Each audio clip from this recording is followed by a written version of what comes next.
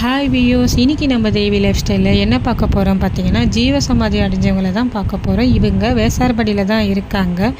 இந்த கோவிலோட பேர் பார்த்தீங்கன்னா ஸ்ரீ கரபத்திர சிவபிரகாச மடலாலயம். இந்த மடலாலயத்தில் பார்த்தீங்கன்னா கிட்டத்தட்ட 1 அல்ல 2 அல்ல இல்லைங்க, 10 பேர் ஜீவசமாதி அடைஞ்சிருக்காங்க. ஒருத்தர்னாலே எவ்வளோ பவர் இருக்குங்க, இத்தனை பேர் இருக்காங்க. அப்போ இந்த கோவிலோட மகிமையே பாருங்களேன்.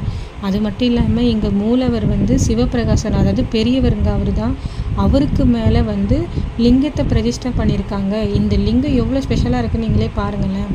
அந்த மூலவர் இடத்துல விளக்கு ஏற்றி வச்சுருக்காங்க. 2 விளக்கு காற்றுல அலமோதிட்டே இருக்குது. மீதி ஒரு விளக்கு நின்று நிதானமாக எரியுது. காற்று போக வழியே இல்லைங்க. ஆனால் எப்படி விளக்கு எரியுது பார்த்தீங்களா? இந்த அதிசயம் மட்டும் இல்லாமல் இங்கே நிறைய அதிசயமும் இருக்குது, அற்புதமாக இருக்குது. நீங்கள் இதை பற்றி தெரிஞ்சுக்கணும்னு நினச்சிங்கன்னா கமெண்ட்டில் சொல்லுங்கள். இதை பற்றின ஃபுல் டீட்டெயில் நான் போடுறேன்.